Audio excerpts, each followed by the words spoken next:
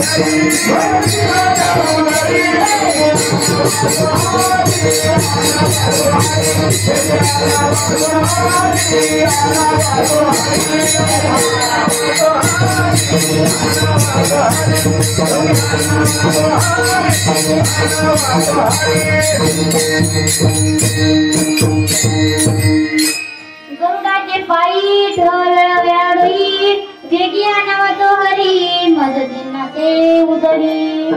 गरुड म्हटला, अहो तुकोबराय, तर मग ऐकून तर घ्या. देवानेच मला तुम्हाला घेऊन येण्याकरता पाठवलेलं आहे.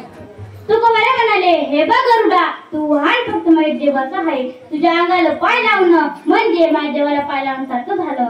मग तू परत पंढरपुरात जा आणि देवाला सांग की तुकोबराय तर आले नाहीत, त्यांनी तुम्हाला भेटण्याकरता देऊला बोलवले. तो गरुड परत पंढरपुरात गेला आणि देवाला सांगितलं, देवा तुकोबराय काही आली नाही, त्यांनी तुम्हाला भेटण्याकरता देऊला बोलवले. मग माझ्या देवाने असा जागा केला. सकाळचा काला झाला आणि लगेच देऊला निघून गेले.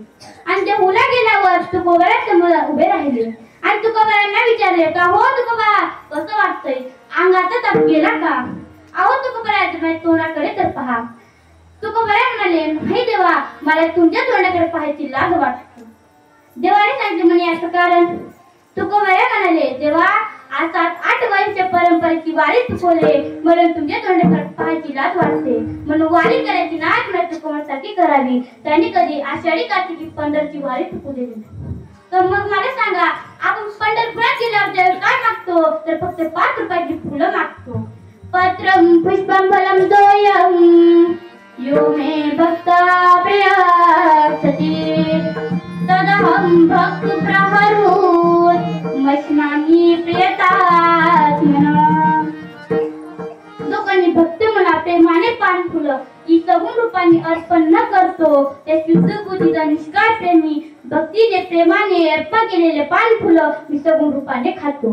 पण आपलं कसं झाले ना, आपल्याला जर एखादा भोंदू बाबा भेटला, तो जर म्हणाला तुम्हाला तुमच्या जीवनाच्या कल्याणासाठी एक बोकड्या किंवा कोंबडी आणि 11 हजाराची पूजा करावी लागेल, मग लगेच आपण ती करून घेतो.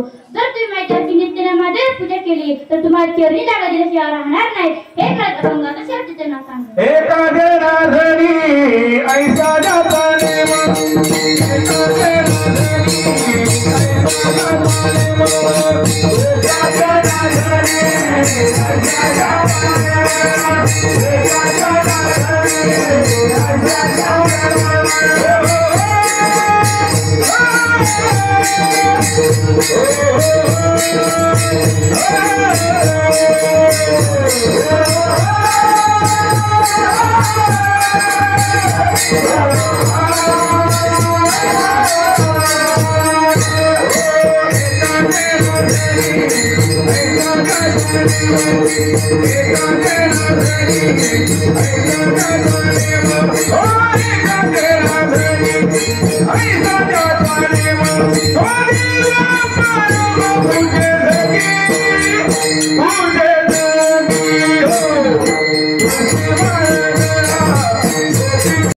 माझे मन लागो तुझ्या